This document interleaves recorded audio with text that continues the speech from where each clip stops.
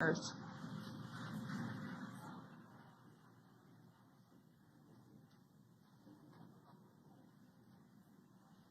Next up, we'll stand by for the main deployment of the parachutes. The mains are quite a bit larger. You'll be able to notice the difference on your screen once they deploy, and they continue to ensure that the Dragon spacecraft slows down even further. As we mentioned, Freedom will be traveling 16 miles per hour when it splashes down off the coast of Tallahassee, Florida, here at 2:57 p.m. Pacific time this afternoon. And there we go. We have visual on 4 healthy mains.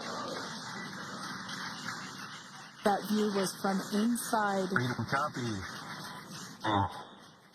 That view was from inside one of the buckets where the parachutes are located. So we see a great view there of the reefing on those parachutes. And as those main parachutes begin to inflate fully, 4 beautiful, healthy mains. Now awaiting visuals of splashdown. Freedom. We'll start to hear Commander Nick Hague. Copy, 1000. As we heard right there, Commander Nick Hague will be calling out the altitude of the Dragon capsule from here on out. Landing in water is simpler and provides more margin against unlikely parachute issues. You can see those parachutes continuing to slow the Dragon capsule down.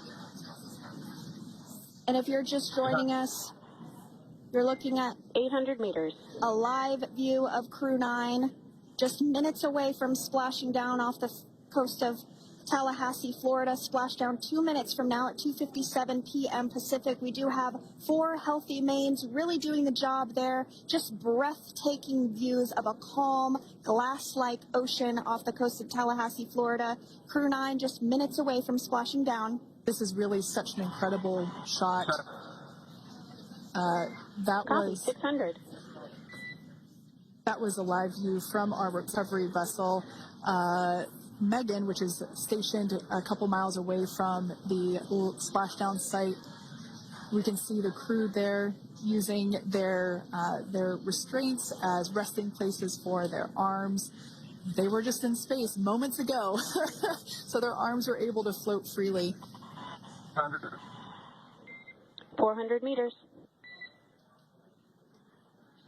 This is a gorgeous bluebird day here that we have for the splashdown of Crew 9.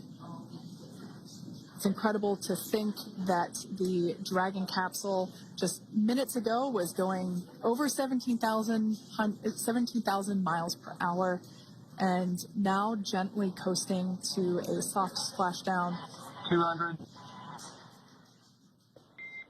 Copy, 200 meters. Brace for splashdown.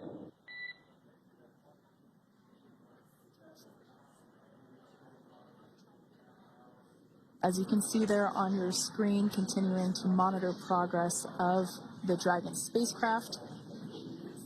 And we're going to stand by for splashdown, located in the Gulf of America, off the coast of Tallahassee, Florida.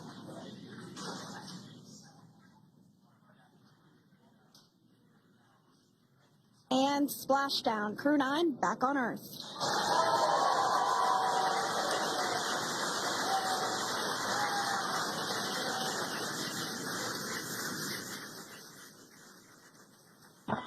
And SpaceX Freedom, splashdown. Good main release. Copy, splashdown. We see main chutes cut. Nick, Alex, Butch, Sunny, on behalf of SpaceX, welcome home.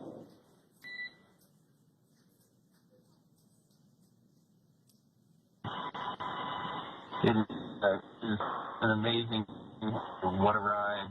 I see a capsule full of grams ear to ear.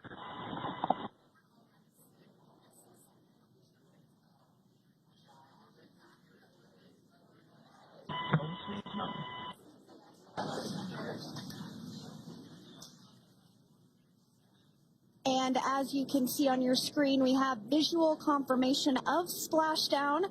Dragon Freedom has returned home, and NASA astronauts. System safety verifications are in progress. We'll report back when recovery personnel are en route.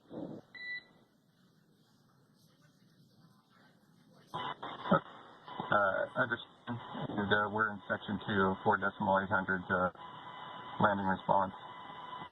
And looking for your words, and it's going to is necessary.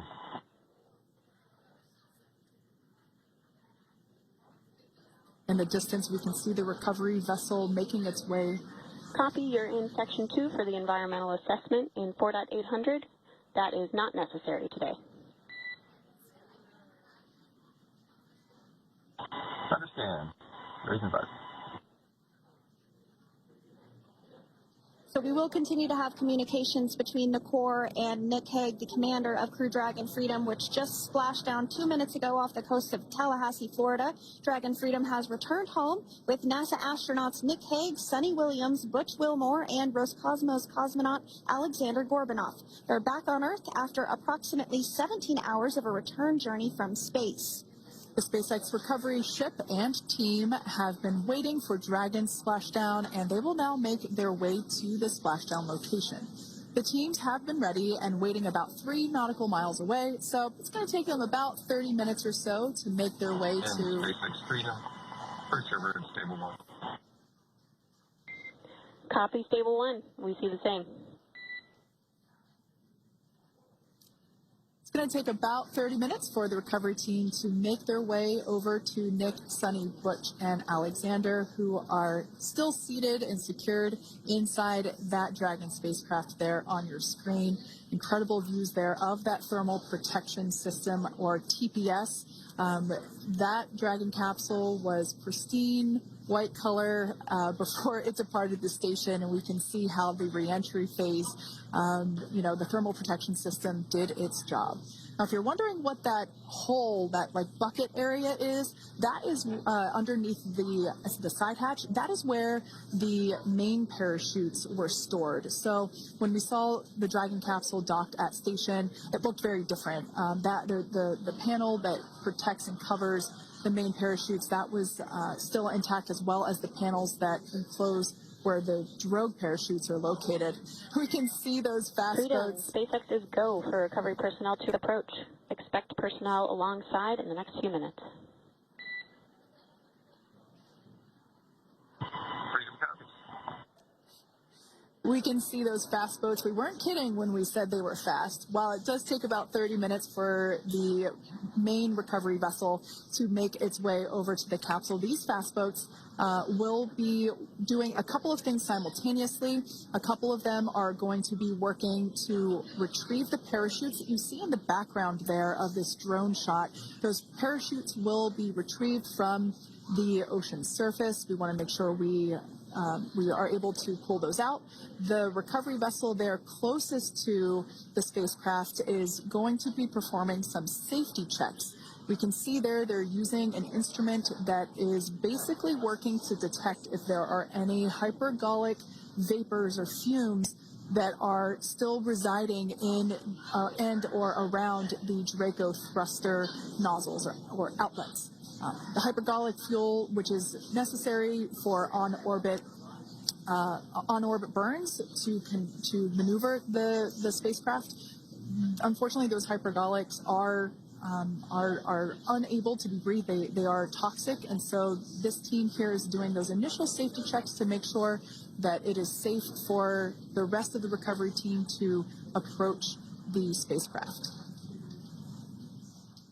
They're also checking to make sure that any residuals from the pyros are safe and are not going to cause any issues. We can see the team working their way around the spacecraft to do these, basically these sniff tests on all of those Draco thrusters.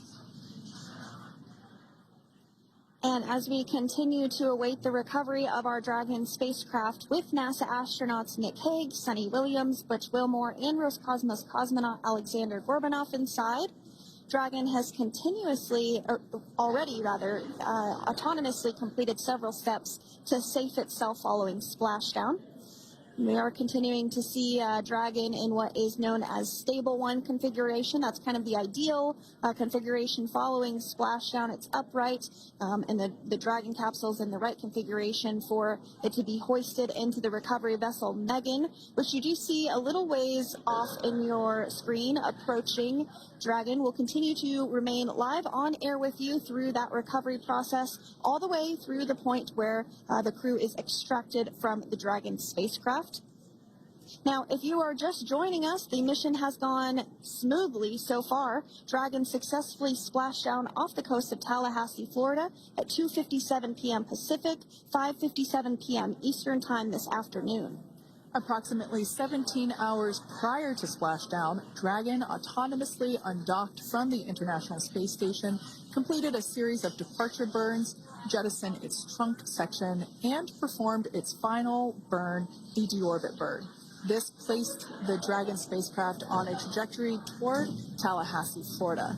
Dragon successfully re-entered the Earth's atmosphere, followed by deployment of its parachutes to slow the spacecraft down to a gentle splashdown. We're now going to follow the Freedom, hypergolf sweeps and unfired ordnance checks are nominal. Rigging is in progress. Approximately 25 minutes until capsule lift. Stand by for PMC with SpaceX flight surgeon.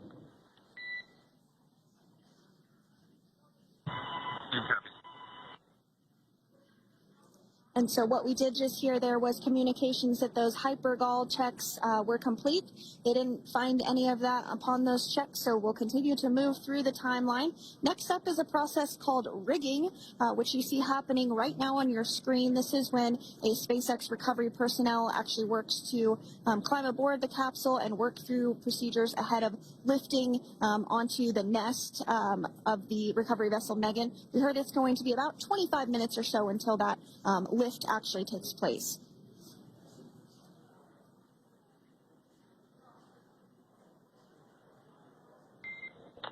Okay, Freedom, the next call will be from the SpaceX flight surgeon on Dragon to Ground Private.